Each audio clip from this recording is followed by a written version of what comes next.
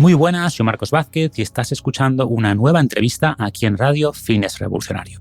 Hoy vuelvo al podcast Val Muñoz de Bustillo, creador del proyecto Polímatas. Las dos charlas anteriores que tuvimos han gustado mucho a pesar de ser polémicas. Y en esta nueva sesión desgranamos dos libros que están en la biblioteca Polímatas y que le propuse a Val porque están en mi top 10 de libros favoritos de no ficción. El primero es Antifrágil de Nassim Taleb y el segundo Amplitud o Range de David Epstein. Y además ambos libros comparten ciertas ideas, por lo que tiene sentido analizarlos en paralelo. Pensaba que esta charla iba a ser menos polémica que las anteriores, pero al final hemos entrado en temas controvertidos, como si son útiles los cribados de cáncer, el daño del exceso de medicina o los peligros de sobreproteger a los niños. También tocamos otros temas muy interesantes, como la importancia de los generalistas, por qué debemos estar dispuestos a cambiar de profesión a cualquier edad, la importancia de no especializar a los niños muy temprano en un deporte, los peligros de optimizar demasiado, el concepto de opcionalidad y mucho más. Es una charla muy polímata, con mucha amplitud, y si la disfrutas no olvides echar un vistazo al proyecto de Val, la biblioteca Polímata, que desgrana los 50 mejores libros para entender el mundo. Ofrece varios niveles de suscripción mensual en función de lo que quieras acceder, pero tienes fichas, resúmenes, vídeos, charlas, debate de los libros, comunidad en Telegram y en definitiva es un gran espacio para los amantes de los libros y las buenas ideas en general. Podéis echar un vistazo al proyecto en polímatas.com con Y, P-O-L-Y-M-A-T-A-S. Tenéis en el menú la opción de biblioteca y con el código revolucionario75 en mayúsculas y con número, revolucionario75, tendréis un 75% de descuento en el primer mes. Y sin más, damos la bienvenida a Val Muñoz de Bustillo. Bienvenido al podcast, Val, ¿cómo estás? ¿Qué tal, Marcos? De nuevo. Muchas gracias por invitarme. Gracias a ti. Seguro que sale una charla interesante como las anteriores. En la primera hablamos sobre el futuro. Hablamos del cambio climático, del progreso. Bastante polémica. Bastante polémica, pero no más que la segunda, donde hablamos de naturaleza humana. También ahí. Invitamos a todo el mundo a escucharlas, quien no lo haya hecho ya. Y hoy tocamos un tema menos polémico quizá, pero no por ello menos interesante. De hecho, en esta charla vamos a profundizar ya en el concepto de la biblioteca de Polímatas y hemos seleccionado dos libros de autores distintos pero que tienen muchos paralelismos entre sí. Uno es Antifrágil de Nassim Taleb y el otro Range o Amplitud de David Epstein. Y empezando por el primero, aunque creo que iremos conectando ideas entre ellos, pero por iniciar con los conceptos, ¿cuál sería la definición de antifrágil? Pues mira, es muy interesante porque antifrágil es un concepto, yo lo estuve investigando, que acuña Nassim Taleb, el autor, porque no existe. De hecho, él dice que en el diccionario, si tú te vas a lo contrario de frágil, normalmente viene fuerte, viene resistente, resiliente, que es un concepto también bastante de moda, resiliencia, pero claro, ¿qué es la resistencia? Pues cuando tú intentas dañar algo, eso tú tienes una resistencia y no permite que lo dañes, ¿no? O cuando doblas algo, vuelve a su forma habitual. Sin embargo, la antifragilidad, que es el nombre de este libro, Antifrágil, lo que hace es que mejora con el daño. Es decir, tú golpeas algo y mejora, ¿no? Ese es un concepto prácticamente nuevo, no porque no existiese antes, sino porque nadie le había dado un nombre.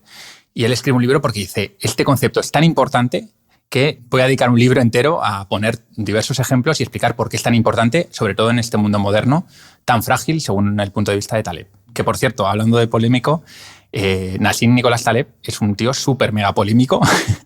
Nosotros vamos a traer hoy sus ideas. Él es polémico no solo por lo que dice, sino por cómo lo dice, ¿no? Pero es interesante también leer el libro por lo provocador que es y porque te obliga a pensar. O sea, te dice cosas que te obligan a pensar. Incluso en las cosas en las que no estás de acuerdo, creo que te fuerza a pensar, que siempre es valioso, ¿no? Y aunque finalmente llegues a la conclusión de que está equivocado, porque, a ver, hay parte del pescado que tampoco se lo compro. Pero porque es muy radical también. Es muy radical o muy categórico, ¿no? En muchas cosas y casi siempre la verdad está en un punto intermedio o hay muchos matices que te pierdes y te posicionas siempre en un extremo. Pero al menos creo que en general te da argumentos buenos. A mí me gusta hacer esta distinción de, por un lado, dónde te posicionas en el espectro de una idea, pero también cómo llegas a esa posición, ¿no? ¿Por qué piensas lo que piensas?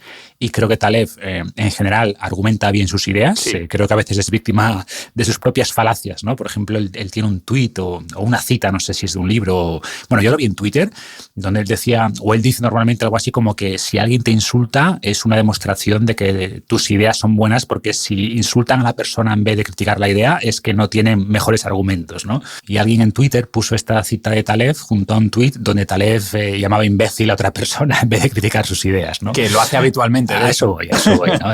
Pero bueno, todos tenemos nuestras contradicciones. Sí. Volviendo al concepto de antifrágil, creo que se entiende mejor con ejemplos, así que te voy a pedir si nos puedes dar 3 ideas en 3 niveles donde aplique esta idea, porque además cruza campos de conocimiento, ¿no? Es lo bonito de esto. Y, por ejemplo, danos ejemplos a nivel mundo, por así decirlo, a nivel sociedad y, por último, a nivel individuo. A ver, la antifragilidad es algo que se favorece, hemos dicho, ¿no? Del daño, del caos, del desorden, de todo este tipo de cosas que normalmente nos dan miedo a los seres humanos porque nos dañan, ¿no? Pero si buscamos bien, hay cosas que se favorecen. Por ejemplo, a nivel más micro podemos hablar del emprendedor, ¿no? Normalmente el emprendedor lo vemos como alguien frágil desde fuera porque decimos, bueno, es que cualquier cosa que le pase, su empresa se va a pique.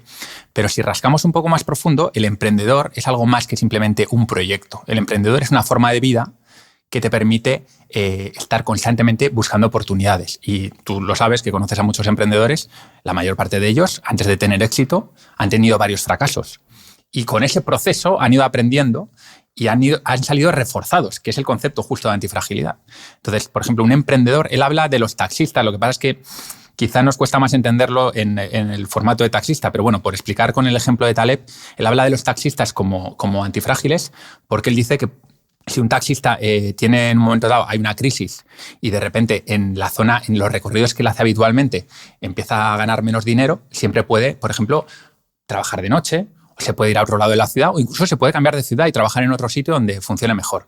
Sin embargo, si tú eres el empleado de un banco y ese banco cierra, no tienes esas opciones. Te va a costar bastante encontrar un nuevo trabajo en caso de que lo encuentres, ¿no? Por eso, luego a un nivel más alto, ¿no? Podríamos tener las ciudades-estado, que es un concepto que seguro que los escuchantes de tu podcast lo conocen porque las ciudades-estado, bueno, no sé, desde la antigua Grecia creo que son las primeras ciudades-estado, en el Renacimiento, Venecia, este tipo de ciudades, que son exactamente lo que dice la palabra, ¿no? Es una ciudad que, digamos, embebe todos los organismos, las instituciones y se autogobierna, ¿no? Entonces, ¿por qué dice que son antifrágiles? Bueno, porque en un estado pequeño como una ciudad-estado, si, por ejemplo, hay una guerra y esa ciudad-estado se viene abajo, el resto de ciudades-estado que están a su alrededor siguen funcionando como si nada. Como mucho tendrán una ciudad menos con la que comerciar, pero por lo demás no hay problema. ¿Qué pasa cuando tú tienes un megaestado, ¿no? Pongamos el caso de las ciudades-estado de Italia, de la antigua Italia, y ahora lo que es Italia como Estado-nación. Si hay un problema con el Estado-nación de Italia, toda Italia, con todas sus ciudades, todo se va a pique, ¿no? Hay una crisis, todo se va a pique. Antiguamente no, era una ciudad-estado en la que se iba a pique. A eso se refiere con que es antifrágil. Obviamente esa ciudad-estado se va a pique, pero el resto que están a su alrededor no. Y aplicado al mundo moderno, podríamos hablar de la fragilidad de las economías más centralizadas, ¿no? Más dirigidas de manera central respecto a economías más descentralizadas, que tienen sus desventajas, por supuesto, pero que son más resilientes ante fallas en alguna zona porque se adaptan mejor a los cambios, ¿no? Sí, aquí no hay reglas cerradas porque, por ejemplo, él habla de la globalización como una fragilización. ¿Por qué? Bueno, todos lo hemos visto con el caso de Ucrania, ¿no? La guerra de Ucrania de repente impacta en el otro lado del mundo que deja que el trigo sube al doble, las harinas, ¿no? Suben al doble. O la crisis de 2008, un claro ejemplo. De repente lo que pasa en los bancos en Estados Unidos le influye a un tío de la India o un tío de España. Entonces, por eso él habla de que la globalización también es una fragilización. Yo tengo mi propio punto de vista y es que por un lado fragiliza y por otro lado antifragiliza.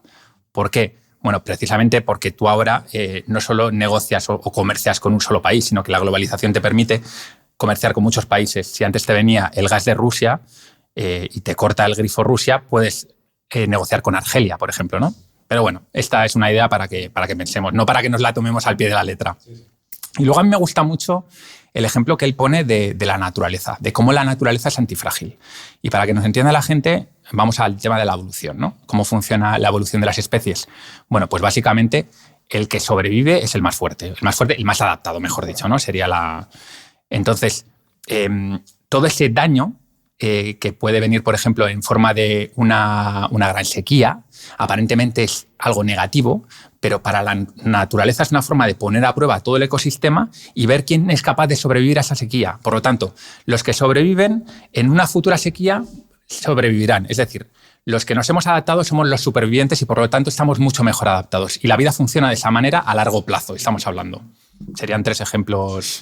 Y por poner otro ejemplo de la naturaleza, leí hace no mucho estudios que concluían que ser demasiado cauto con los incendios forestales podría ser peligroso, ¿no? Y argumentaban que la política, entre comillas, estándar, que era apagar cualquier fuego, por pequeño que fuera, podría terminar ocasionando incendios catastróficos más adelante, porque esos pequeños incendios que solían apagarse lo antes posible cumplían una función, o sea, limpiaban maleza, creaban cortafuegos naturales, y por eso la propuesta ahora es dejarlos arder, vigilarlos por supuesto, y si hay riesgo de descontrol pues hay que apagarlos, pero se ha visto que permitir esos pequeños daños produce antifragilidad o previene daños mucho más grandes después. En economía hay un concepto muy importante que es la destrucción creativa de Schumpeter, que habla precisamente de esto, ¿no? Que es poco políticamente correcta, pero que la cuestión es la siguiente. Si tú en una economía a las empresas que les va mal las subvencionas o las ayudas, la gente que está trabajando en esas industrias no va a otras industrias que son más productivas o que funcionan mejor.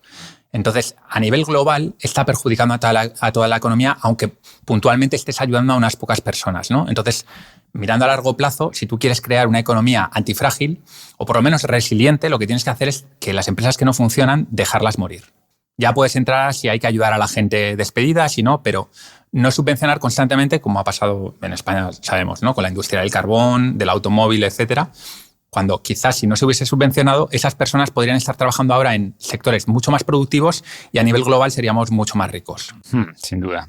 Y me gusta también mucho, me parece muy interesante el enfoque de Taleb en la salud, ¿no? Cómo aplicar este concepto de antifragilidad a la biología. ¿Qué nos puedes contar aquí, primero a nivel más macro y después alguna recomendación o ejemplo más concreto? Bueno, básicamente, tus oyentes seguro que conocen este concepto muy claro, ¿no? Que es el concepto de la importancia del estresor para un ser vivo. Es decir, un ser vivo al que tú no le sometes a ningún estrés es un ser vivo débil, que a la primera de cambio va a morir. Esto se puede ver, por ejemplo, con todo el tema que hay con la higiene ahora con los niños.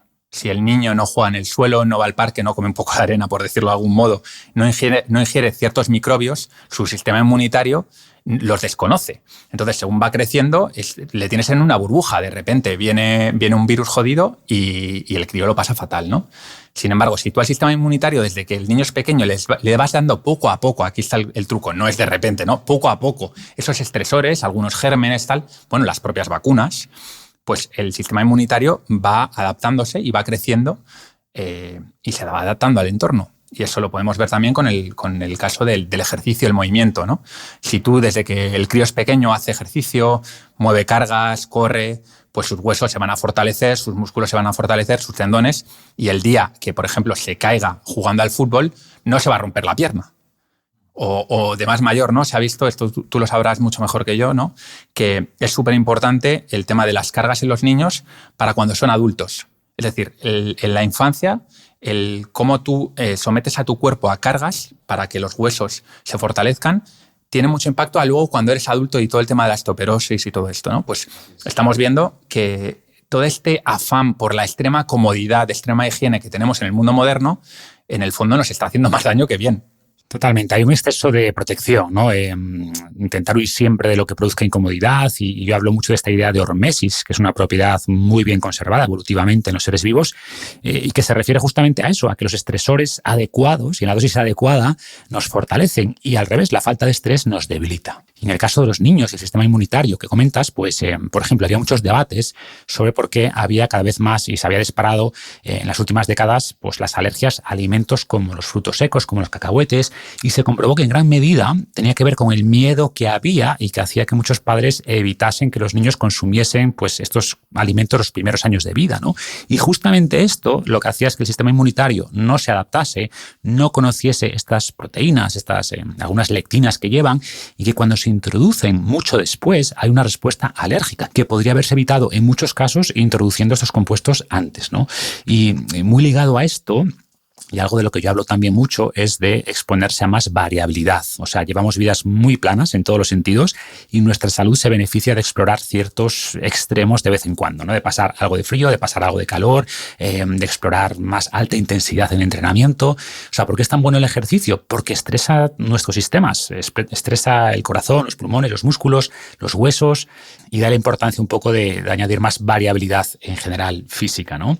Nassim es también crítico con la medicina Aquí vamos a entrar en un tema un poquito más polémico, pero ¿qué críticas hace Taleb a la medicina con este enfoque de antifragilidad? Bueno, él es bastante polémico porque básicamente lo que dice es que los médicos a lo largo de la historia prácticamente han matado más gente de la que han curado, por lo menos hasta hace 4 días, como quien dice, ¿no? Hasta que salió la penicilina. Él habla de la penicilina en concreto como un punto de corte a partir del cual sí que la medicina empieza a ser realmente curativa, ¿no? Antiguamente con las sangrías, las lobotomías, bueno, ya no hablemos de temas de brujería prácticamente que se hacían en el pasado, ¿no? Entonces, él habla del concepto este de la iatrogenia, que seguro que tú has comentado muchas veces en el podcast, que es el daño sin querer, ¿no? El daño sin querer que muchas veces hacen los médicos, obviamente no porque te quieran hacer daño, sino porque, para empezar, un médico cuando te ve en consulta, la cantidad de conocimiento que puede obtener en esos 5 minutos que tú estás con él es muy poca. Entonces, claro, ellos tienen el incentivo de intentar hacer algo, ¿no? Esto lo critica mucho también Taleb, la acción por la acción, ese sesgo hacia la acción que también tienen muchos políticos, ¿no? Vamos a hacer cosas para que parezca que hacemos algo, porque el propio paciente te lo pide. Seguramente si tú no le das una medicina, te va a decir, oye, ¿qué pasa? ¿No me va a recetar algo, no? Entonces, él lo que dice es, mira, si no tienes algo grave, tú mejor no vayas al médico, que esto podemos decir es polémico y quizá no sea correcto, pero te lo plantea. Esto es lo que hablamos de que es un autor interesante porque te manda shocks de este tipo de, voy a pensar en esto que me acaba de decir, ¿no? Entonces, bueno, yo básicamente estoy de acuerdo en lo que dice. Sí, si hablamos de estudios, se ha visto que las personas que se hacen el típico chequeo anual rutinario, voy al médico porque sí, ¿no? Pues aunque no presenten ningún síntoma, pues no tienen después mejor salud que las que no tienen, las que no se hacen esos chequeos. ¿Conoces algún estudio sobre el cáncer de mama que me suena de los análisis que se hacen las mujeres a partir de cierta edad? Como que tampoco tenía una correlación de esos analíticas con el que luego estén... Sí, he hablado, es un tema muy controvertido porque es poco intuitivo, ¿no? O sea, si no sabes nada, parece lógico, parece evidente que hacerse mamografías en el caso de las mujeres o el test para el caso de la próstata en los hombres, pues que sería mejor, ¿no? Porque vas a detectar cánceres en estadios tempranos, que siempre es mejor que detectarlos en estadios más avanzados, ¿no? Pero, sin embargo, muchos estudios no mostraban beneficios. ¿Por qué? Porque no pensamos en esa iatrogenia, no pensamos en todos los falsos positivos que producen estos test, que derivan después en biopsias, que pueden tener complicaciones importantes, o en cirugías que se hacen sobre cánceres que no iban a desarrollarse realmente. O sea, muchas personas, sobre todo hombres, mueren con cáncer de próstata, no de cáncer de próstata, ¿no? Y por tanto, personas que no se someten a estos cribados, pues nunca van a sufrir estos daños. Aquí el debate es, bueno, ¿cuánto daño, cuánta iatrogenia estamos dispuestos a incurrir en términos, pues, de estrés emocional cuando te sale una mamografía positiva, aunque no tengas cáncer? ¿Cuántas biopsias y cirugías innecesarias estamos dispuestos a hacer a cambio de salvar una vida? Porque es evidente que vas a salvar vidas, ¿no? Y si eres la persona a la que detectan un cáncer temprano y gracias a eso te salvas, pues para ti es fantástico. Pero para salvar una vida se han tenido que hacer, pues quizás 20 biopsias innecesarias, X cirugías innecesarias, varias infecciones y complicaciones por esas intervenciones innecesarias, etcétera, ¿no? Y al final, bueno, la clave, tampoco quiero desviarme mucho, es ajustar bien el segmento de la población sobre el que haces las pruebas, ¿no? Y cuanto mayor sea la tasa base o la frecuencia base de la enfermedad, ¿no? O el riesgo de enfermedad en ese segmento, el beneficio pues será mayor. Es decir, si haces mamografías a mujeres de 30 años, que tienen un riesgo de cáncer de mama muy bajo, el número de falsos positivos va a ser astronómico y la medida seguro que causa más daño que beneficio. Sin embargo, si lo haces en mujeres a partir de, 45 o 50 años con historia familiar de cáncer de mama y no sé qué, donde el riesgo base es mucho mayor, pues las mamografías van a tener un ratio beneficio-riesgo mucho mejor. Y lo mismo con cualquier otra prueba de cribado, ¿no? Y tenemos un problema adicional que es el de separar la señal del ruido. O sea, si quieres detectar todos los cánceres, vas a generar muchos falsos positivos, tienes que hacer la prueba muy sensible, pero si no quieres generar ningún falso positivo, pues vas a dejar de detectar muchos cánceres reales, ¿no? Entonces, tampoco es blanco y negro como muchos creen, ¿no? Y por eso quizás pues no comparto tampoco la visión de Taleb de los cribados, los chequeos que son siempre malos, así categórico, pero como decíamos antes, ¿no? Ese mensaje puede hacerte pensar, puede hacer reflexionar a los que asumen que los cribados son buenos, así también sin pensar más, y vemos que hay muchos matices. Yo creo que en una sociedad en la que no tenemos ninguna tolerancia, por ejemplo, al dolor, ¿no? Que enseguida que la gente tiene un resfriado y va al médico, ¿no? O le duele un poco un pie y a los 2 días ya está yendo al médico o al fisio. Oye, el cuerpo es sabio, deja que tu cuerpo regenere, seguramente tú te pones bien no porque vas al fisio. Muchas veces vamos al fisio y decimos, bueno, nos hemos puesto buenos, claro, porque la reversión a la media, es decir, lo normal es que tú estés bien. Entonces, si tú estás mal unos días, seguramente si no haces nada, a los pocos días vas a estar bien otra vez. Pero tendemos a pensar que para estar bien tenemos que hacer algo. Y eso es lo que él critica. Yo creo que esta es una idea importante, de que a veces es mejor esperar un poquito, dejar que el cuerpo sane y, oye, si realmente estás mal después de un tiempo o es algo grave o peligroso, entonces sí ve al médico. Porque ahí la probabilidad de ganar es mayor que la probabilidad de perder. Sí, que es una crítica común de los médicos, ¿no? Que mucha gente va a urgencias por cosas que claramente no son urgencias, ¿no? Y vas en agosto al hospital y hay mucha menos gente, o si juega el Madrid-Barça, las salas de urgencias están vacías. Entonces, si puedes esperar a que termine el partido, seguramente no sea urgente lo que te pasa, ¿no? Dicho esto, también mucha gente dice, bueno, es que no sé si es urgente lo que me pasa o no y voy por si acaso. Que tiene sentido, no digo que no, pero en general, si algo es urgente, lo sabes, ¿no? No siempre, ¿vale? Hay excepciones, pero como heurístico suele funcionar bastante bien. Y es verdad que muchas personas, por algún tema menor, entran después en una escalada médica, ¿no? O sea, yo qué sé, te detectan presión arterial un poco alta y te dan un fármaco que te produce efectos secundarios y por tanto necesitas otro fármaco para reducir ese efecto secundario y entras en esa espiral médica que tiene también sus riesgos, ¿no? Y quizá todo empezó porque cuando te tomaron la presión arterial estabas nervioso y ya está, ¿no? Y hay personas que entran en ese círculo de la polimedicación sin que les aporte nada, al revés, ¿no? Con más riesgos. O sea, al final, como siempre, punto medio. O sea, dicen eso de que poca medicina mata, que es evidente, pero cuidado que mucha medicina o medicina innecesaria también mata, ¿no? Y luego está la idea esta de lo que necesitas hacer es invertir en que tu cuerpo esté preparado para cuando tenga un resfriado, para cuando tengas una lesión, y eso supone someterlo a pequeños estresores diariamente, con lo que todos sabemos que hay que hacer. Tampoco son cosas muy novedosas, pero sí entender el por qué, ¿no? El por qué estamos haciendo eso, el por qué estamos entrenando, el por qué estamos también sometiéndonos a cierto estrés mental, por ejemplo. Hay gente que es tan frágil mentalmente porque se le ha protegido desde pequeño que en cuanto va a un trabajo y el jefe le pega un grito, se da de baja por depresión, ¿no? Y tampoco tiene mucho sentido estar creando una sociedad tan frágil a todos los niveles. Sí, de esto habla justo un libro de Jonathan Haidt, no sé si lo has leído. ¿Cuál de ellos? The Coding of the American Mind. Sí. Y habla de esta fragilización emocional que han causado las universidades en las últimas décadas, bueno, la sociedad en general, ¿no? Por no exponer justamente a los jóvenes a más ideas, a ideas incómodas incluso, pero que son necesarias, ¿no? O que se van a encontrar en el mundo real más adelante. Y de hecho, en su último libro, que no ha salido todavía, creo que está a punto de salir, dice algo muy importante, que es que hemos sobreprotegido a los niños en el mundo físico, pero los hemos dejado desprotegidos en el mundo virtual. Y creo que es muy cierto, ¿no? Y bueno, no lo he leído todavía, pero promete. Volviendo a Taleb y a ese error de sobreproteger a los niños en el mundo físico, ¿qué podríamos recomendar según Taleb? A mí me hace mucha gracia porque tiene un término en Antifrágil que es muy políticamente incorrecto, que es que hay que huir de las supermamás, ¿no?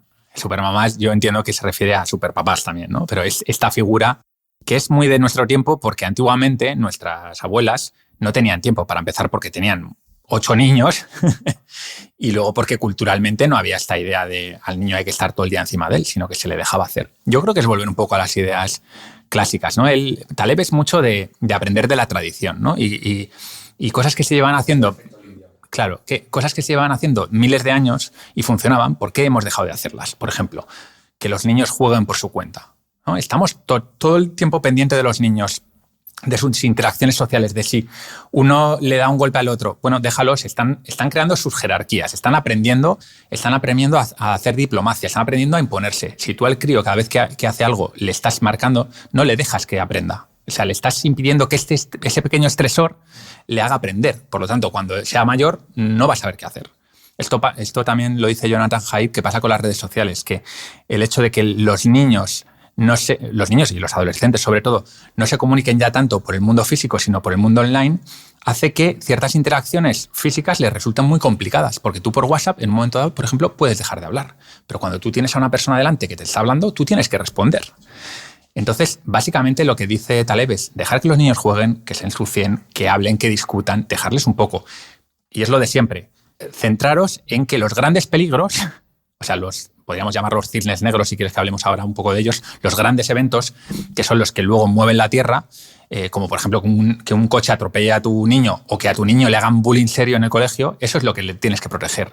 No de todos esos pequeños estresores que son buenos, aunque a ti como padre te duela verlos. Y bueno, aquí el contraargumento fácil es que también en los años 70 iban los niños sin cinturón de seguridad y que si hiciera así no quiere decir que fuera bueno, ¿no? Pero la diferencia es que eso no les enseñaba nada, punto 1, y punto 2, que es muy peligroso, como dices, ¿no? Claro, es que tú vas a morir, o sea, no, claro. Creo que un ejemplo muy bueno, que también lo dice Jonathan Haidt, es que antes la mayoría de niños, si me incluyo, pues íbamos caminando al colegio. Era lo normal, ¿no? Y ahora, y sobre todo en Estados Unidos, pero también cada vez más en España, los padres llevan a los niños en coche hasta la puerta del colegio, los recogen en la puerta del colegio para llevarlos a casa.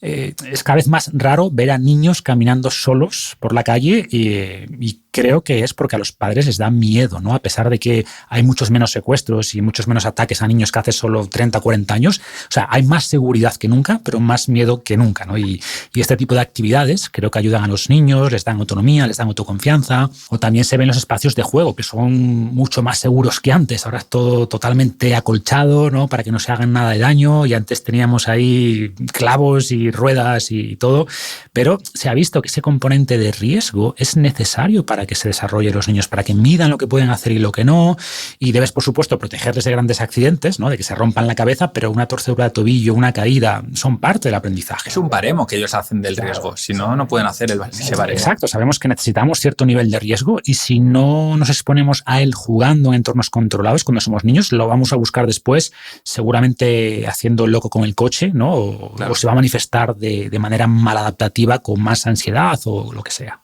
De hecho, yo creo que tu niño venga del parque y venga con una raspadura, una herida en la rodilla, es hasta casi positivo. Es decir, claro, que él vaya, que se esté probando, que tú veas que se está probando. Sí, sí. Ahora los parques de niños parecen, yo qué sé, parecen búnkeres para gente con problemas mentales. O sea, es casi imposible hacerse daño, ¿no? Entonces ellos, ¿cómo van a medir el riesgo ahí, en un sitio tan protegido como ese, que están incluso encerrados dentro? Sí, o sea, exceso de seguridad en el mundo físico, que es asfixiante, pero como decía, los hemos dejado desprotegidos después en el mundo virtual, que es donde está la mayoría de peligros a día de hoy, ¿no? Pero bueno, eso lo dejamos para otro día.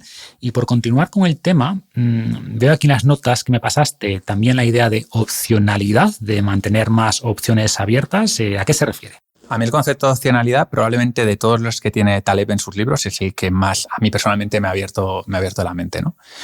Él lo que dice es que una manera de crearse esa antifragilidad es generar muchas opciones. Pero aquí está el concepto importante, generar muchas opciones de forma barata o gratuita, ¿no? A mí me encanta un ejemplo que él pone siempre de, oye, tienes que ir a las fiestas. ¿Por qué? Porque ir a una fiesta no cuesta nada, o sea, incluso te puedes colar en alguna fiesta de estas y ahí vas a conocer a gente. Y nunca se sabe, pero en una de estas puedes conocer a tu futuro jefe, a tu futura mujer o a tu futuro socio. Si tú te quedas en casa encerrado, te estás cerrando opciones. Y bueno, de hecho yo tengo un ejemplo de mi chica que estuvo en México hace poco, te lo contaba en la comida, y bueno, ella es una persona que genera mucha opcionalidad. Y vais a ver el ejemplo, ¿no? Ella se fue a cenar, estaba en Mérida, creo, en México. Y de repente pues estaba un guitarrista que le encantó. Entonces, normalmente, ¿qué haría la gente? Aplaudir, dar un poco de dinero y ya. Pero ella se levantó y fue a hablar con el guitarrista. Oye, ¿qué tal? Se pusieron a hablar, ella es pianista. Ah, ¿eres pianista? Sí, de danza. Ah, pues yo tengo un amigo que es pianista de danza en esa ciudad. Ah, pues dame el teléfono. Entonces le dio el teléfono de ese amigo, le contactó mi chica y resulta que él le seguía a ella en redes sociales y le propuso hacer un curso al día siguiente de pianista de danza, que es a lo que ella se dedica. Entonces, de la nada, de repente, generó opciones y con muy poquito trabajo, ¿no? Muchas veces por timidez, no voy a hacer esto, no, nos cerramos muchas opciones, ¿no? Y para mí el caso más claro es en el tema de los médicos. Normalmente, ¿qué hacemos? Tenemos un problema de salud, vamos al médico de cabecera y el médico de cabecera nos dice, haz esto, ve a un especialista y ya está. Pero eso es un error, porque por muchas cosas se puede equivocar, puede tener un sesgo de cualquier tipo y en temas de salud no nos la podemos jugar a una sola carta. Entonces, yo siempre digo que si puedes tener un médico privado y si no, ahora en muchas ciudades hay la opción de pedir cambio de médico. Y siempre para temas mínimamente importantes, 2, 3, 4 opciones. Y ya veréis como cada médico probablemente os diga una cosa diferente.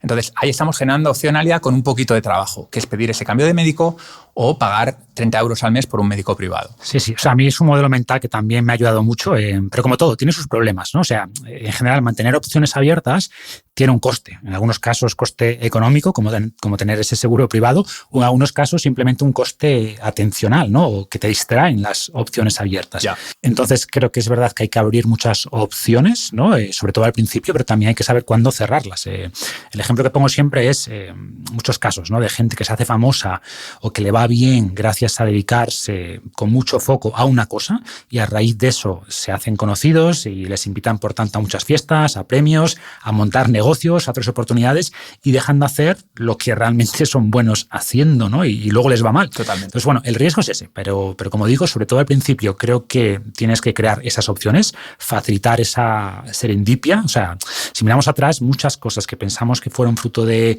un gran plan, de nuestro esfuerzo, fueron en realidad en gran parte casualidad, ¿no? De estar en el sitio adecuado, conocer a la persona adecuada. Pero bueno, hay que exponerse a eso, entendiendo el papel del azar. Y al mirar atrás tenemos este sesgo narrativo, ¿no? Nos contamos una historia muy lineal y coherente y perdemos de vista el gran papel del azar, ¿no? Que de hecho es otro de los grandes temas de Taleb, no tanto en este libro, más en los anteriores, de Full by Randomness, del Cisne Negro. Y de hecho él es un académico incluso del tema de probabilidad y azar, él habla sobre ello. Y yo por eso he hecho mucho hincapié cuando tú dices la opcionalidad tiene un precio, sí. Por eso él hace tanto hincapié en que busques opciones baratas. O sea, cosas no tanto que te distraigan, sino cosas que realmente te cuestan un minuto más, como hacer una llamada más, por ejemplo, a un sitio para preguntar, en vez de muchas veces como nos quedamos con la primera opción o lo primero que nos dicen por no molestar. Esto es mucho también del mundo civilizado, ¿no? De no voy a molestar, no voy. Oye, pues habla con la gente, muévete, pregunta y ya verás cómo enseguida generas un montón de opciones. Total. Siguiendo con los elementos que marcabas aquí como cosas que nos fragilizan, dices también depender mucho de predicciones y de modelos. ¿A qué se refiere Taleb con esto?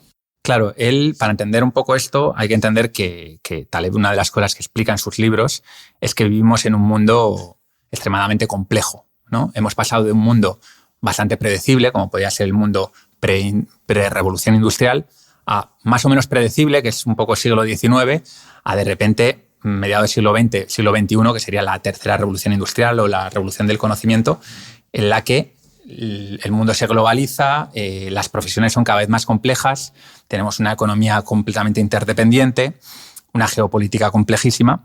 Entonces, lo que él dice es que muchos economistas, por ejemplo, lo que intentan es coger toda esa complejidad y modelizarla, ¿no? En ecuaciones matemáticas o en leyes, ¿no? Y él es muy crítico con esto. O sea, básicamente a los economistas les pone a parir porque él cree que todo eso son paparruchadas y que realmente no hay nadie que sea capaz de modelizar ni de predecir nada de eso. Que lo único que podemos hacer, y aquí sí que da como una salida, ¿no? Es prepararnos para lo que pueda suceder, ¿no? Estos cisnes negros de los que he hablado antes, que son eventos que nadie puede predecir, que a posteriori todo el mundo explica, pero que antes nadie puede predecir. Por ejemplo, las Torres Gemelas, ¿no? La caída de las Torres Gemelas, el 11S, o la crisis de 2008, que luego hubo mucha gente, ¿no? Pero antes prácticamente nadie decía que iba a suceder, ¿no? Entonces, nos podemos preparar, pero no lo podemos predecir. Y el que diga que puede predecir eso es un soplagaitas, básicamente es lo que dice. Lo dice con peores palabras que las mías. Sí, los humanos siempre hemos intentado predecir el futuro, odiamos la incertidumbre y siempre hemos intentado, pues eso, leer el futuro bien en las hojas del té, en el vuelo de los pájaros, y como ahora nos parece absurdo tomar decisiones en base a estas cosas, pues lo hacemos a partir de los expertos, ¿no? Los modelos, los economistas, etcétera, pero la tasa de acierto no es mucho mejor, ¿no? Dicen esto que para ser un buen profeta solo tienes que hacer 100 predicciones y después darle publicidad a las 5 predicciones en las que acertaste, aunque fuera por casualidad, ¿no?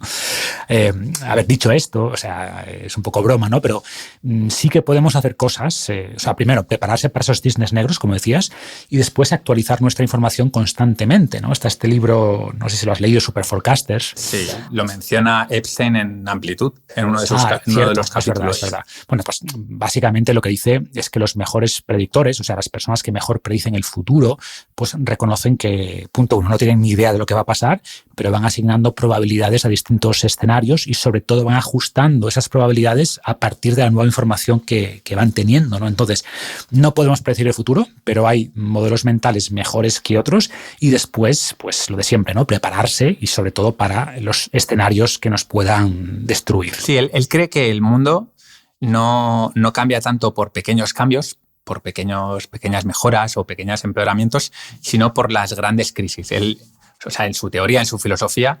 Entonces, claro, todo en su filosofía ronda alrededor del cisne negro. ¿Qué hacer? ¿Cómo prepararme? Como no lo puedo predecir, ¿cómo me puedo preparar, ¿no? Hay una cosa muy curiosa que no sé ahora mismo si la dice Epstein o Taleb, porque es que tienen ideas muy, muy en común en este tema, y es que los mejores pronosticadores, que esto hay concursos de pronosticadores, no son los expertos en una materia. Es decir, no es el experto que está todo el día estudiando sobre la guerra de Ucrania, sino que es gente que no tiene por qué saber a priori mucho de la guerra de Ucrania, pero que tienen esa mentalidad que tú dices, esa flexibilidad cognitiva, esa capacidad de yo no tengo una ideología, sino que si tú me vienes con datos nuevos, yo los incorporo a mi idea previa.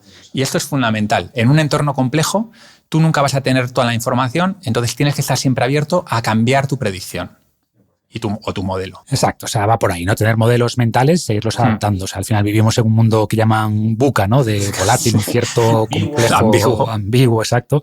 Y por tanto, no podemos predecir, pero podemos hacer estimaciones y aprender de la historia también, ¿no? Dicen esto de que la historia no se repite, pero rima. No se repite, pero exacto, rima. Eso por un lado, y también que la historia no se repite nunca, pero que la naturaleza humana se repite siempre, ¿no?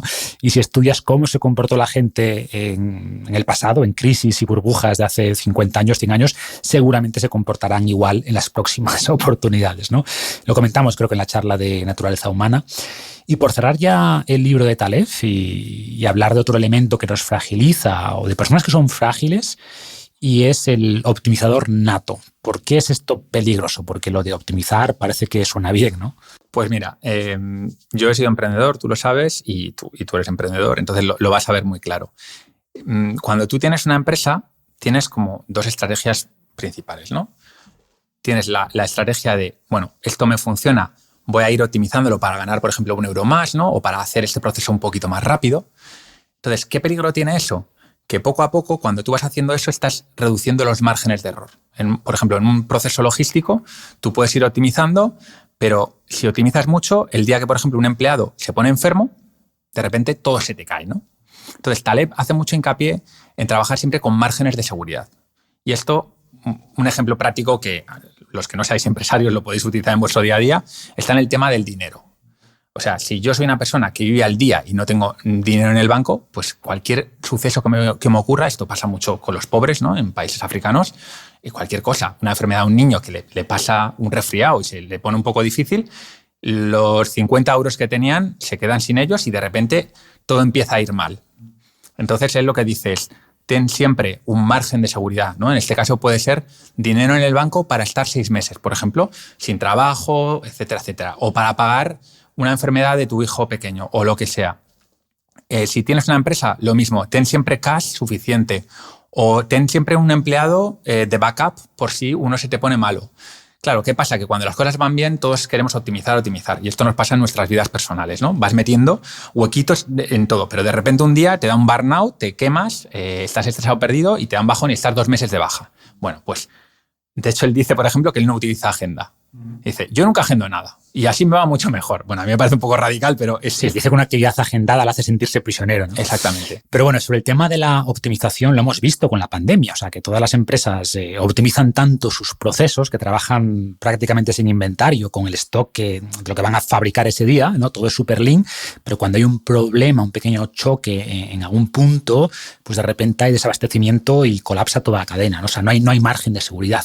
Y a nivel personal, pues algo parecido. Tampoco soy tan radical como Taleb, pero me gusta tener mucho espacio libre en la agenda. O sea, creo que por intentar optimizar sus días, la gente llena la agenda, ¿no? O sea, les da una falsa sensación de productividad tener todo lleno, pero quizás la mayoría de esas oportunidades o de esas actividades agendadas son de 7 sobre 10, por decir algo, y cuando llega una oportunidad mucho mejor, de 9 o 10, pues no la pueden coger porque ya no tienen nada de margen, ¿no? Además de que tienen mucho más riesgo, como decías, de quemarse porque no hay espacio entre todas esas tareas, no hay aire, ¿no? Y es asfixiante, ¿no? Entonces, ser menos eficiente a corto plazo te puede dar mejores resultados a largo plazo. Mira, a mí hay un ejemplo, si quieres, por terminar, que me encanta, que es la propia selección natural, ¿no? El diseño de la naturaleza. El ser humano, por ejemplo, está preparado para vivir varios meses sin comer. O sea, la naturaleza no ha diseñado un ser humano que si un día no come se muere. Entonces, ¿por qué nosotros diseñamos empresas que si un mes tienen problemas de repente se caen? o escuelas o instituciones que enseguida que hay un problema o edificios que se derrumban con un mínimo corrimiento de tierra. Pues el Taleb lo que dice es una cosa, yo creo que es de sentido común, ¿no? Que es que miremos más a largo plazo y pensemos que, bien, no podemos predecir los cisnes negros, pero sí sabemos que van a ocurrir.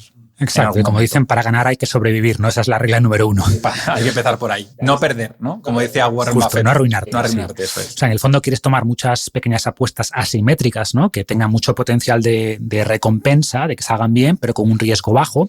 O más que riesgo bajo, que si salen mal, no te dañe mucho. O sea, creo que Taleb usa el ejemplo, no sé si en este libro o en otros, de la ruleta rusa, ¿no? O sea, si te ofrecen 1 millón de euros para jugar a la ruleta rusa, aceptarías, sabiendo que las probabilidades de ganar son muy buenas, ¿no? De 5 entre 6, ¿no? Es solo una bala en el revólver, pero el impacto de perder es que te mueres, es demasiado grande. Entonces, aunque la probabilidad sea buena, no es una apuesta que tenga sentido. Totalmente. Bueno, pues pasemos al segundo libro, Amplitud, de David Epstein, que, como decíamos, tiene muchos paralelismos, elementos comunes con Antifrágil. E igual que empezamos antes con las definiciones, ¿cuál sería el concepto principal de amplitud?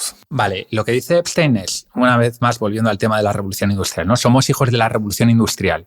En este sentido, lo que dice es, nos hemos especializado muchísimo, ¿no? El capitalismo y luego la revolución industrial han tenido una tendencia que es cuanto más nos especializamos, más productivos somos. Y esta es una idea cierta. Realmente el capitalismo funciona por ahí, ¿no? Tú haces cordones, yo hago zapatos y mucho más productivo que si yo hago todo el zapato completo, ¿no? Entonces, esa idea es buena, pero ¿qué pasa? Que de repente llega la revolución del conocimiento, la revolución digital, y nos encontramos que el mundo ha cambiado, que el mundo es mucho más complejo y que esos especialistas valen para apretar tuercas o para diseñar procesos muy concretos, pero que de repente cuando tú tienes que solucionar un problema complejo, pues no son capaces, porque tienen una visión de la realidad muy visión túnel. Entonces él lo que hace realmente en este libro es una defensa al generalista o al polímata, ¿no? Que también sería...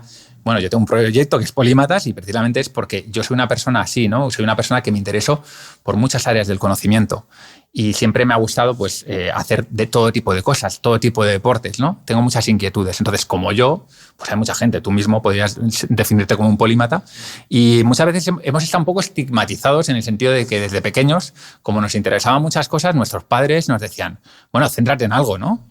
Así no vas a ir a ningún lado. Porque la idea es que cuanto más te especializas en algo, mejor vas a ser y por lo tanto vas a poder ser más competitivo. Y eso es cierto en un mundo, como llama Epstein, bueno, que es un mundo sencillo, con reglas concretas, pero en un mundo malo o complejo, del que también habla Taleb, ya no es tan bueno. Y ese especialista, que puede ser un empleado de banco excepcional, pues en el momento en que se le mueve un poco la tierra, ese hombre ya no sabe qué hacer con su vida. Entonces, el generalista tiene muchas ventajas y eso es lo que cuenta un poco en este libro. ¿En qué características tendría ese mundo bueno o en qué casos tendría más sentido la especialización? Bueno, pues un mundo bueno, todo el mundo lo va a entender, ¿no? Es el mundo de los juegos, por ejemplo. Para ser un gran jugador de ajedrez, tú te tienes que especializar. Tienes unas reglas muy delimitadas y hay una manera de jugar bien al ajedrez. ¿Qué pasa? Lo contrario sería gestionar una empresa. ¿Cuál es la manera correcta de gestionar una empresa? No la hay. Por mucho que haya libros de empresa y algunos muy buenos, tú no te lees un libro y dices, ya sé gestionar una empresa. No, porque estamos en un mundo complejo. Los mundos complejos normalmente están conformados por personas. Las personas somos seres complejos. Y cuando tú tienes muchas interacciones, la complejidad se multiplica. Por lo tanto, una empresa nunca va a poder ser un mundo bueno, ¿no? Más mundos buenos, pues si tú, por ejemplo, quieres ser deportista de élite o músico profesional, al final lo que tienes que hacer es hacer una práctica deliberada, es decir, consistente, ir recibiendo feedback de lo que haces mal, ir corrigiéndolo, pero tú sabes lo que hay que hacer para llegar a tocar bien el violín. Quizá no para ser un genio del violín, que eso sería otra cosa, ¿no? Pero para tocar muy bien el violín sí sabes lo que tienes que hacer. Sin embargo, para ser un gran diplomático o un gran político, ¿cuál es el manual de instrucciones? No hay, ¿no? Esa es la diferencia. El mundo malo no tiene instrucciones, podríamos resumirlo. Incluso si vamos a algunos de los ámbitos que has tocado, como el del deporte, que lo menciona Epstein en el libro, ¿no? O sea, antes se pensaba que para llegar a la élite de un deporte, o sea, si querías ser el mejor tenista, el mejor futbolista, pues que tenías que empezar de niño, sino que sería imposible, ¿no? Que si no estabas con el palo de golf a los 3 años, como es el caso de Tiger Woods, no llegarías a ser el mejor. Y por supuesto estos casos existen, pero hoy sabemos que son más la excepción que la regla y que en general los atletas que se especializan demasiado temprano en un deporte tienen, punto 1, menos probabilidad de llegar a la cima, punto 2, más lesiones y además carreras en general más cortas que los deportistas que exploran distintos deportes, ¿no?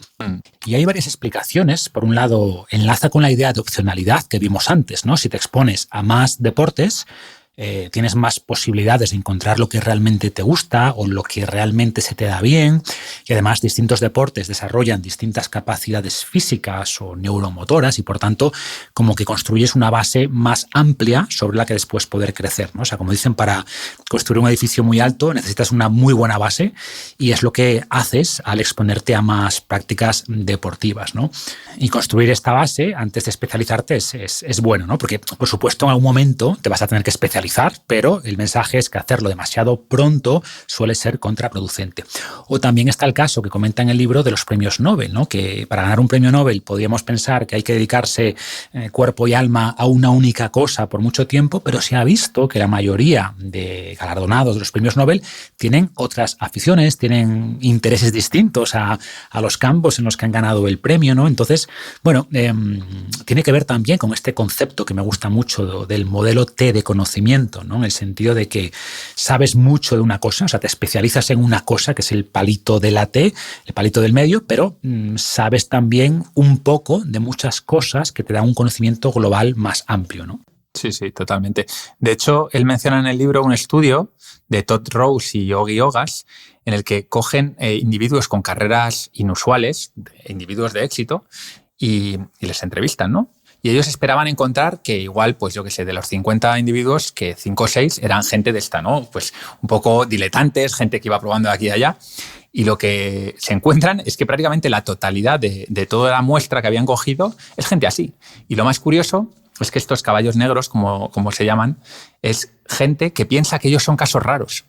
Pero en realidad lo raro es como entre los premios Nobel. Lo raro es un tío que haya empezado con 18 años con una cosa y a los 40 le hayan dado el premio Nobel con esa misma cosa. En general, pues gente como Einstein, por ejemplo, en su día, pues es un tío que tocaba el violín, que le gustaban muchas cosas, gente con muchos hobbies. Y diréis, ¿por qué eso puede ayudar, por ejemplo, a descubrir la teoría de la relatividad, ¿no? General. Bueno, pues porque lo que se ve es que la creatividad se fomenta con el cruce. Entonces, si tú toda la vida estás estudiando un solo tema, te falta todo el mundo, o sea, te falta el 99,9% del mundo, te falta. ¿Qué pasa? Que ese 99,9% puedes coger cosas de ahí y llevártelas a tu terreno. Y es como funciona la creatividad, ¿no? Yo cojo algo de arquitectura y me lo llevo a la programación, o cojo algo de la programación y me lo llevo al diseño de ropa. Y esas analogías, hay un capítulo que dedica muy bonito, Epstein, en el libro, a las analogías, al pensamiento analógico, funciona de ese modo. Cuando tú tienes una persona como Kepler, que era un gran amante de las analogías, que estudia las flores y luego ve cómo llevarse una idea de las flores a los planetas, al movimiento de los planetas, pues tienes un individuo creativo. Lo contrario es el típico individuo que siempre está con la misma idea, con ese efecto túnel, ¿no? Que yo le llamo, que es la tendencia natural del cerebro, por otro lado. Es decir, si yo no experimento con otras cosas, mi cerebro va a sota caballo rey, como la gente mayor. O sea, siempre lo mismo, voy a ir caminando por el mismo lugar y eso es tanto camino por el mismo lugar a nivel físico como a nivel cerebral. Siempre voy por el mismo caminito. Y gente muy brillante no se le ocurren ideas porque no tiene esa polinización que puede ser por su cuenta, es decir, explorando él o ella pues viajes, libros o demás, o puede ser rodeándote de gente que te estimule de ese modo. De hecho, se ve que la gente más brillante es la gente que es capaz de contener multitudes. Es decir, que dentro de su propia cabeza es capaz de tener un personaje, un científico loco, un fiestero, una persona que le encanta los libros de novela rosa. Y todo eso lo contiene él, ¿no? Entonces, eso le permite ser mucho más creativo y tener ideas fuera de la caja. Claro, al final la creatividad no deja de ser combinar cosas de distintos o ideas de distintos ámbitos para crear algo nuevo, ¿no? Y si solo conoces un ámbito, compites con mucha gente, pero hay menos gente que conozca este ámbito y algo de aquel otro. Entonces, cruzar distintos campos de conocimiento te da una paleta mucho más amplia para generar estos colores o estas ideas nuevas, ¿no? O también se sigue pensando que para resolver problemas o un problema complejo de un campo concreto necesitas mucho conocimiento experto de ese campo, que en parte es verdad, obviamente necesitas conocimiento del tema, pero vas a llegar a soluciones mejores si incorporas modelos mentales o conocimiento de otros campos, ¿no? O sea, cuenta, por ejemplo, en el libro el caso de la NASA, ¿no? Que era incapaz de resolver, no me acuerdo qué problema, o creo que eran varios problemas, y lo abrieron a expertos de fuera, y la sorpresa fue que las ideas que finalmente les ayudaron a resolver algunos problemas venían de campos totalmente distintos, ¿no? Un fontanero. Exacto, ¿no? Entonces, claro, a veces la especialización crea esa endogamia, ese dogmatismo, crea una visión túnel, ¿no? Que no te permite ver cosas que desde otro campo de conocimiento son evidentes, ¿no? Y cuando lo ves con ojos frescos desde fuera. Entonces, de ahí la importancia de esa visión general. O me gusta esta idea, esta analogía de que los especialistas son como las ranas que están en el suelo y conocen el detalle exacto de la planta, de las flores, etcétera. Y los generalistas son como las águilas que vuelan a 100 metros de altura, ¿no? Y ojo, las águilas no son mejores que las ranas. Ambos animales son necesarios porque aportan visiones distintas, visiones complementarias de la realidad, y para unas cosas el águila no te va a servir para nada porque hay que ver algo muy pequeño que está en el terreno y tal, y eso solo lo va a ver la rana, pero la rana no va a ver lo que hay más allá de su charca, no va a ver el contexto de su entorno, ¿no? Entonces, de nuevo, el águila y la rana van a lograr más cosas si comparten información, o cada uno de nosotros podemos intentar ser el águila y la rana, ¿no? El formato T. Exacto, ese modelo T, ¿no? O me gusta también esta idea de nubes y barro, que creo que se la escuché a Gary Vee. O sea, necesitas estar a veces en las nubes, ¿no? Que sería tener la visión a largo plazo, la estrategia de alto nivel, pero también necesitas la capacidad de embarrarte, ¿no? De ejecutar, de meterte con el equipo en el fango, tener conocimiento técnico, etcétera, ¿no? Y por ir terminando, me gustaría pedirte que des algunas ideas sobre cómo podemos mejorar esta amplitud. Y, por ejemplo, una de las notas que ponías aquí es preguntarse a menudo si este es un mundo malo o bueno. Claro, esto nos vale para los dos libros, ¿no? Para el libro que hemos comentado de Antifrágil. Claro, estamos hablando aquí de las maravillas de ser antifrágil, de ser amplio, pero si estamos en un mundo bueno, es decir, si tú, por ejemplo, tienes un trabajo en el que tienes que optimizar y te tienes que centrar en procesos concretos, hay soluciones ya hechas. ¿Para qué te vas a volver loco, no? Es un mundo bueno, te valen las reglas de siempre, ¿no? Que es seguir el manual de instrucciones lo mejor posible. Pero si es un mundo malo, y aquí vuelvo a las pistas de antes, ¿hay personas involucradas? ¿Hay muchas personas involucradas? ¿Pueden ocurrir eventos no planificados? Bueno, estamos en el mundo malo. Y aquí es la antifragilidad de la que hablábamos. Y estos generalistas son muy valiosos. Y esto muchas veces las empresas no se dan cuenta. Solo hay que ver las peticiones de empleo de las empresas cuando piden directivos. Yo lo he visto en una temporada que estuve buscando trabajo y me doy cuenta de que buscan especialistas. Y un directivo, per se, no tiene sentido que sea un especialista, porque un directivo es un facilitador. Tiene que estar conectando, tiene que estar haciendo diplomacia, tiene que estar haciendo estrategia. Todo eso son asuntos complejos que requieren de esa visión generalista. Y como tú dices, que luego tengan una especialidad, marketing, estrategia, la que sea, pero que sean generalistas, sí, sin duda. A mí me gusta mucho una que es el acostumbrarse a fallar. Es decir, ver el fallo como parte del proceso. Y esto incluye el hecho de que cuando tú terminas de estudiar, no tienes por qué trabajar de lo que has estudiado. Es decir, esto muchas veces los padres, yo creo que tienen ahí una obsesión, ¿no? De si has estudiado Derecho, y presionan mucho a los chavales, o incluso tú mismo te presionas porque lo has estudiado, es la falacia del costo hundido, ¿no? Como ya lo he hecho, tengo que trabajar de esto. Y lo que dice Epstein es, tienes tiempo, prueba, tu personalidad se va formando, hasta los 30 años tu personalidad se está desarrollando. Igual lo que a los 18 te gusta, a los 28 no te gusta, no pasa nada. Tú y yo somos ejemplos de ello. Los dos empezamos en consultoría, los dos programadores, y luego cada uno se ha dedicado a cosas muy diferentes. O sea, no hay por qué agobiarse porque a los 30 años no tengas ya el trabajo de tu vida, ¿no? A eso me refiero con permitirse fallar, entre comillas. Es el fallo bueno. El fallo en pequeño, el seguro, ¿no? Sí, sí. Y podemos profundizar un poco en esto porque es algo muy práctico, ¿no? Y cada día me llegan muchas personas que, claro, conocen mi historia y llevan tiempo en algo que no les gusta, pero sienten que ya es muy tarde para cambiar. Y te hablo de personas que igual tienen 30 años o 35, ¿no? Que son muy jóvenes todavía, y es absurdo pasarte 30 años de tu vida más haciendo algo que no te gusta o siendo prisionero de una decisión que tomaste con 18 años, cuando no tenías ni idea de lo que realmente te gustaba, ¿no? Entonces, a esa edad, lo lógico sería, como hemos explicado, pues tomarte un par de años para explorar, para probar distintas cosas, ¿no? Pero claro, tenemos a esta sociedad, a los padres, a nosotros mismos, que nos autoexigimos, pues, cómo seguir el camino, ¿no? Y y cuesta sentir que no has encontrado tu camino cuando el resto de tus compañeros ya parece que están bien colocados. Puedes pensar que vas por detrás, pero hay que entender que no todo el mundo se desarrolla a la vez. Creo que en el libro habrá el concepto de late bloomers, ¿no? O gente que florece más tarde o que encuentra su propósito o intereses más tarde. Y se ha visto que estas personas tienen después carreras más largas y también más satisfactorias. Y tiene sentido. Si dedicas más tiempo a explorar y a probar cosas, será mucho más probable que termines encontrando un mejor encaje con tu profesión, con lo que terminas finalmente haciendo. Mientras que si decides estudiar Derecho con 17 años, pues seguramente sea una decisión por defecto, ¿no? Y si no te permites más adelante la posibilidad de cuestionar o de buscar más opciones, ¿no?